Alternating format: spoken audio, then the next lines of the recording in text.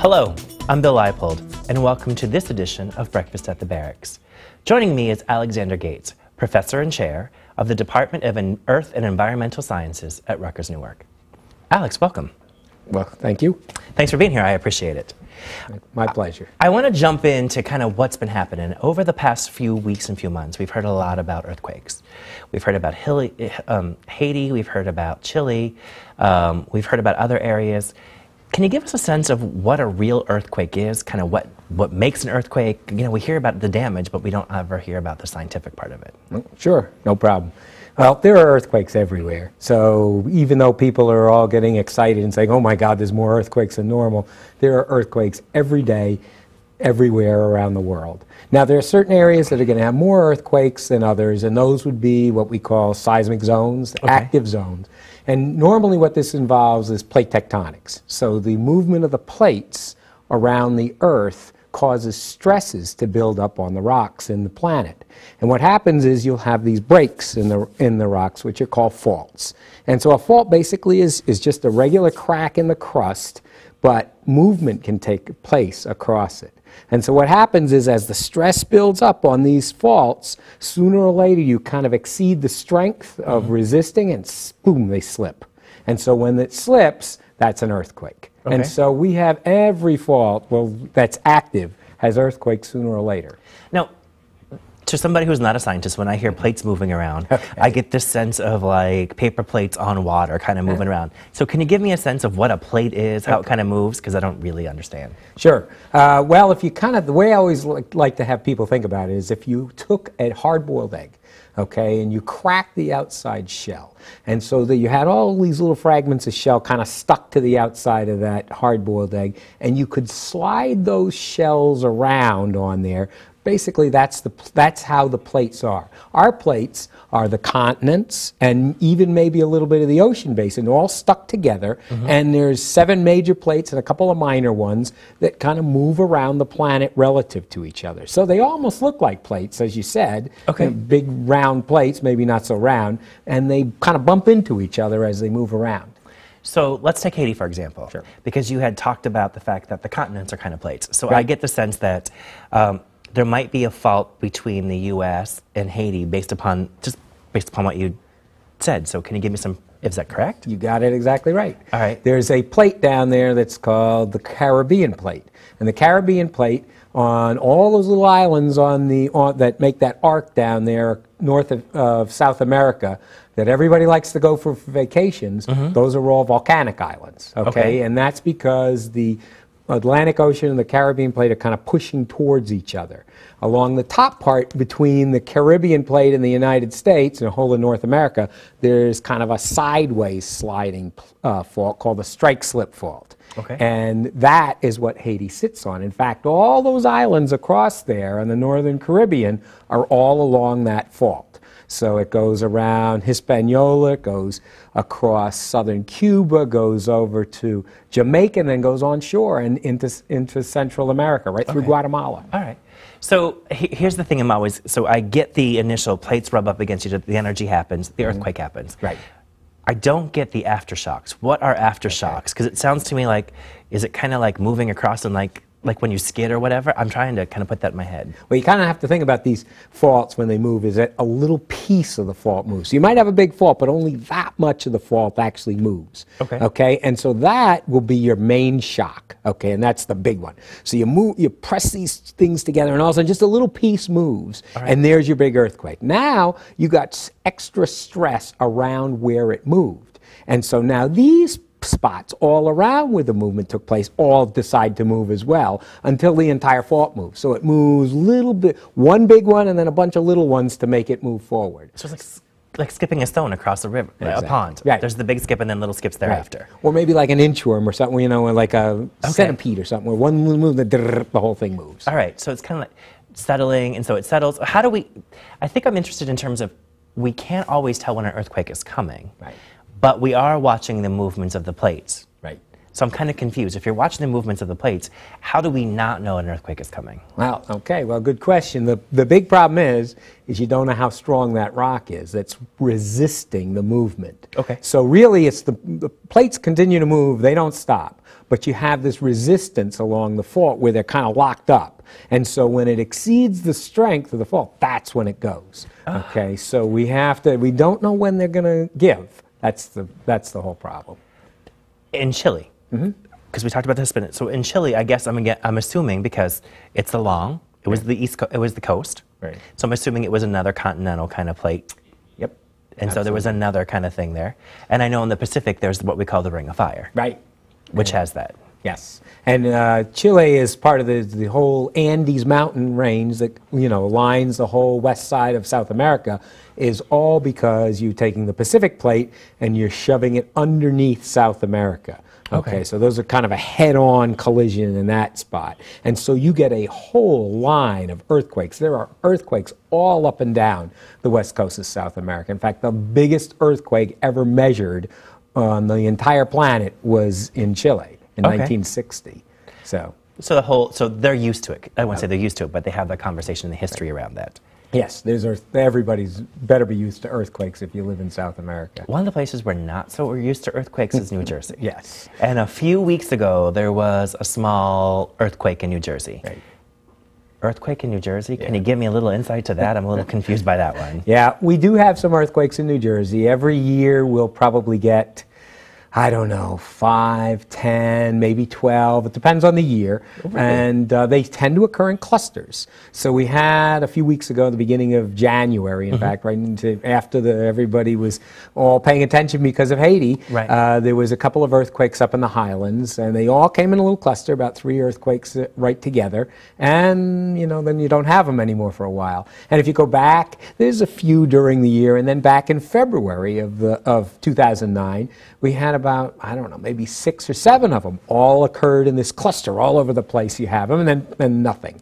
And it's similar to what you're having there, but these aren't plate margin earthquakes, so they're extremely difficult to predict because there's no plate that's grinding past at a constant speed. This is kind of residual stresses from the plates pushing together way far away, and all of a sudden they pick up and the weak spots can go. So you can get these little earthquakes. So it'd be like taking a piece of plaster and kind of pushing it this way, and then it just kind of crumbles in some areas, like in the middle, and tries to work itself out. Absolutely. Yep. Okay, I'm just trying to put an image to it to kind of make that work. And these are called intraplate earthquakes, and they are totally unpredictable. And that's why the intraplate ones actually probably, in most cases, do more damage than the ones along plate margins. Because plate margins we know about. We say, there's going to be an earthquake there sooner or later. Right. But the ones that occur inside the plates, you have no clue when they're going to show up. Interesting. Well, the thing I also found interesting is CNN is in the midst of doing a show on earthquakes. And one of the places they highlighted, strangely enough, was the Tennessee region, like around Memphis and Tennessee. And I think I was a little taken back by that. What kind of exists there that I'm not aware of? Oh, yes, that's a big one. Okay. That was up in Missouri, actually. It was called the New Madrid Fault Zone.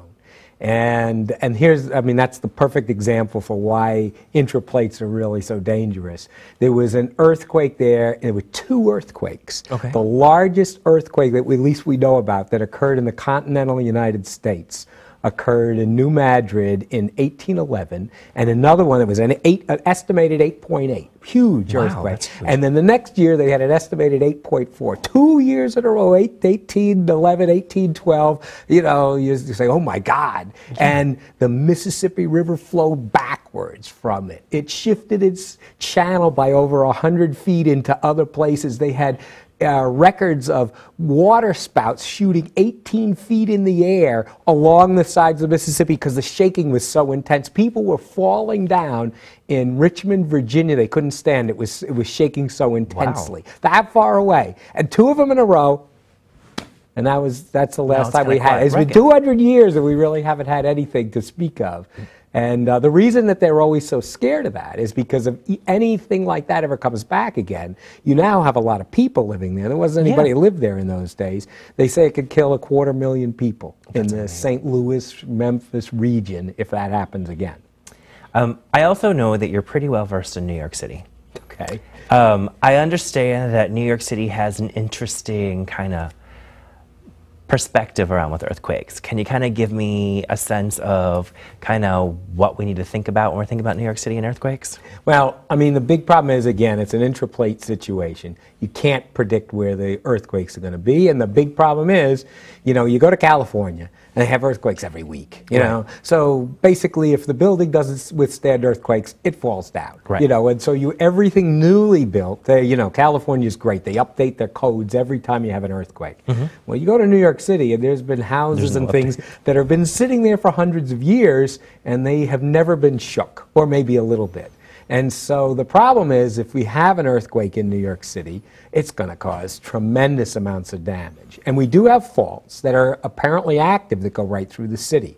The one is the 125th Street fault, comes right down through 125th Street. If you go in the city by 125th Street, you'll see that in fact, you could see it that the subway comes up out of the, all of the ground. Yeah. Right, now all of a sudden it's over the head, and then it goes back underground. And there's the fault, because it breaks up the rock and everything erodes away. And so you can see where the fault goes. And they, in fact, had 2 earthquakes on the 125th Street fault in 2001, small earthquakes, 2.2, 2.3, about the same amount of shaking as when the World Trade Centers collapsed. They generated about that much. But 2 of them in a row there. Across the river from there was an extension. There was actually a 5 in the 1700s. So, you know, it can produce decent-sized earthquakes. Now, is Uptown the only place we have to worry about faults, or are there some things downtown? All over the place. Okay. So there's a bunch of faults that cross New York City. Most of the ones we think that are, you know, I've been doing some work on this, and the ones we think that are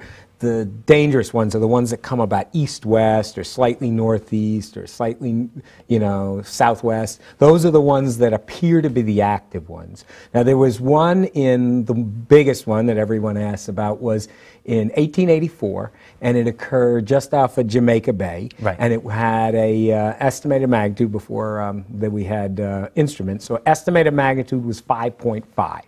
So that's a decent size. Especially in that area. Yeah, it toppled steeples in Jamaica Bay. It's toppled steeples in Rahway, New Jersey, pulled houses off the foundations all around. So it was big enough to do some damage.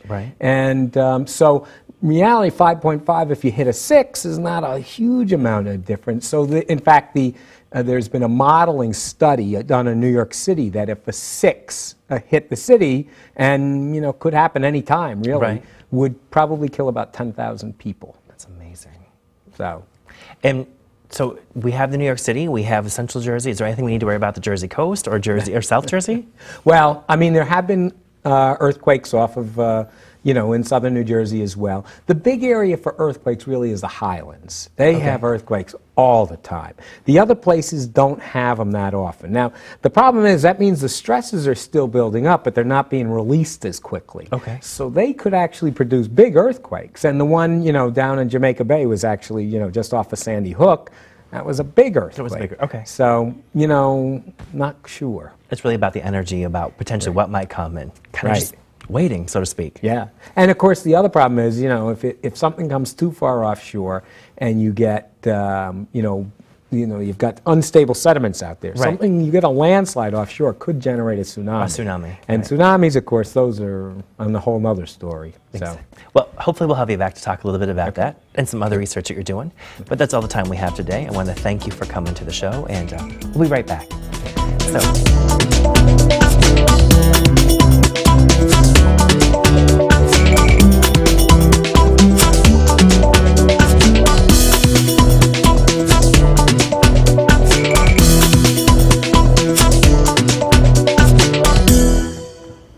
Hello, I'm Bill Leipold, and welcome to this edition of Breakfast at the Barracks.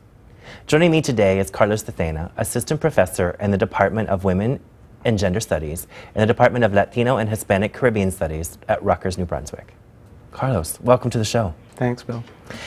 I'm intrigued by your current research, and I want to talk a little bit about it. Your current research focuses on Dominican perspectives and homosexuality. Your research really concentrates itself in New York City, but I think we have to go back to Dominican Republic to have the conversation. So can you kind of explain to me what Dominicans' perspectives are around homosexuality, so we can kind of jump into the other stuff? one of the things that I wanted to say at the outset is that part of the impetus for this research was attempting to understand how people think about their own lives and how people talk about their own lives, and what insights those theories that people develop for getting through daily life have to do with that is productive for us to think about marginalization and how people cope and how survive.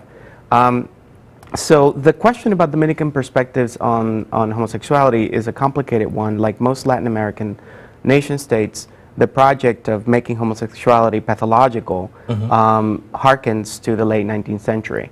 But this is something that these societies, Dominican society and other Latin American societies, have in common with just about every other Western society of its kind. And so I think that there are certain things that are specific about Dominican homosexuality that have everything to do with its history of connection with the U.S. and being within the Caribbean basin that we can get into. But I do want to stress at the outset that this particular history is not different from that of most Latin American nation states. So in that context, let's still talk about the idea of religion. And Christianity, specifically as it relates to Latino nation states and Latin nation states. How central is religion to this issue of homosexuality in the Dominican perspective? It is, to some degree, to the extent that the church still occupies a prominent role in the society in terms of particular positions around homosexuality. It is not so much a matter that's central to daily life, like other Latin American societies. To a greater or lesser extent, Dominicans are Catholic, or strongly Catholic, but yet very secular in their practices. So, you know, a lot of what we probably want to talk about is what happens in New York, which was largely what I concentrated on, because a lot of their juggling with Dominican identity happens in the New York context. There is a connection with the Dominican Republic, but New York figures very prominently in the negotiation of marginality. Well, that's a great segue for me then. So why don't we talk a little bit, or can you give me some perspective of the Dominican perspective in New York City and how it differs a little bit from, you know, Dominican Republic in terms of their conversations? The key insight from this book is that when Dominican self-identified gay and bisexual immigrant men arrive in New York City, they do not do what we tend to associate with this gay rural to urban migration, which is people go to the theory, or the understanding goes that people will leave the rural, oppressive rural environment or oppressive third world environment or whatever to go and come to a place like New York City and be free. And let's put that in quotes. When Dominicans migrate to New York City, when these men migrate to New York City, they migrate to another space that is also a Dominican space. That is, New York City is the second largest Dominican city outside of Santo Domingo, the capital proper of the Dominican Republic. So when they're moving to New York, they're moving within very specifically Dominican networks that enable them to survive, and that are also the condition of possibility for their negotiation of adaptation to the city and adaptation to whatever version of same-sex desire they feel they identify with. So traveling to New York doesn't mean this radical departure as it's made to be understood. It's generally understood in the popular imagination that, you know, gay people go to the big cities so that they can be anonymous and they can sort of pursue same-sex desire. That's part of what happens, but it's not exactly as nicely you know, laid out as the idea seems to. Well, part suggest. of what I think I'm hearing you saying is interesting about Manhattan and New York City is that we have neighborhoods of ethnic origins and identities. Right. And that folks, while they migrate to New York City, they're still keeping some of those ethnic origins within those same neighborhoods. Right. So there's like things there, groceries, a whole bunch of different things that are happening. I think for me, what's interesting about the Dominican gay experience is, one, you come here as Dominican, you look potentially black and or Latino in a different way, but that's a whole different conversation. Right. And then you layer on sexual orientation identity with that, and the whole conversation becomes a little bit more complex.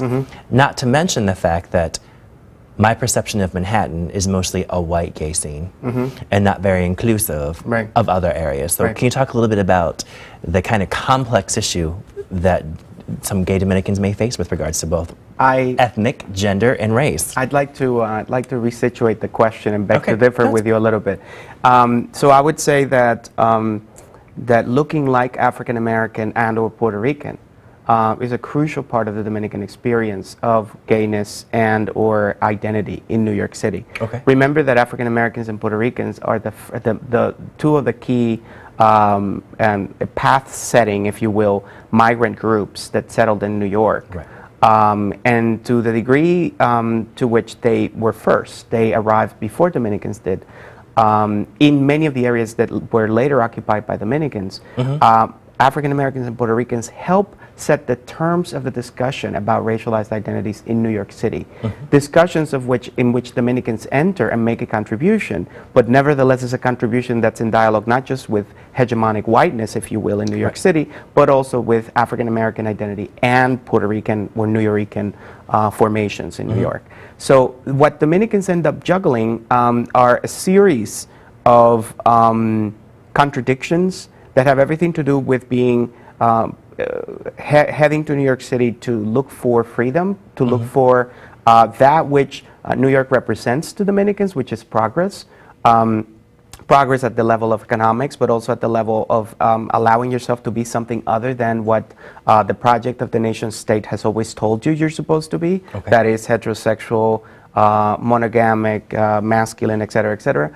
But then they also begin to wrestle with all of these new references that have everything to do with the fact that Dominicans do not live in New York in isolation from other groups. They're largely concentrated in the upper Manhattan, the northern Manhattan area of New York City, but they nevertheless end up interacting very strongly with African Americans and Puerto Ricans, but in the gay scene, if you will, with very specific Euro-American groups, but also with groups of various racial and class backgrounds. Because class is the one sort of unspoken variable that shapes gay communities in New York. Well, I was going to actually, I'm glad you brought that up, because the conversation about socioeconomics, specifically in terms of where you live, where you eat, where you go to clubs, has a big impact in terms of identity around, specifically New York City, LGBTIQ community in terms of where they're going. For Dominicans, how does that really play into kind of what they're seeing? I know you talk a lot about the conversation, especially in northern Manhattan, from 110th Street north, in lots of areas, which we don't always see as positively the most socioeconomically happy areas.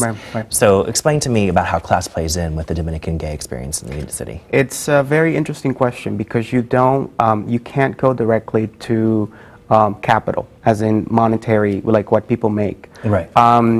What happens to many of the men with whom I spoke is that many of them pursued educations and reached levels of education that are somewhat more advanced than your average Dominican in New York. Most of them finished high school. Many of them had at least 1 or 2 years of college. And many of them felt and were very strongly convinced by having achieved a level of cultural capital, if you will, that positioned them in a place other than that which they associated with Dominicans until they arrived in New York City. So some of the men I interviewed were from upper class backgrounds, some of them were from upper middle class backgrounds, but all of these background conceptualizations, we need to sort of temper them for the context of New York, where people begin to talk about class or negotiate class differentiation, not on the basis of capital, of monetary acumen, if you will, but also on the basis of social and economic distinctions. And so they begin to juggle ideas about being Dominican in New York that are not consistent with their own views of themselves as elevated, educated people. And they also need to kind of negotiate the differences that are, as they're experienced within this thing we might call the Dominican gay community, where basically people are constantly sort of negotiating differences of racial and class identification with one another. In your research, I'm wondering, you talk a lot about it at the beginning and you talk a lot about now in terms of neighborhoods, the conversation about African American or Black experience along with the Puerto Rican experience. I find that New York City, that there tends to be not a great communication between what I see as the Euro or white LGBT community as opposed to folks of color. Right. How Dominicans kind of feel about some of those areas and kind of negotiate some of that conversation, especially in light of what you just talked about and having that complex identity with regards to who they saw themselves as and how they navigate New York City, specifically as a Dominican. Yeah, I think that gay politics ends up working its way with the kind of racially segregated and class segregated politics of community formation in New York City. That is, people may find themselves interacting with folks of a different kind because they're gay, but generally that's not the case.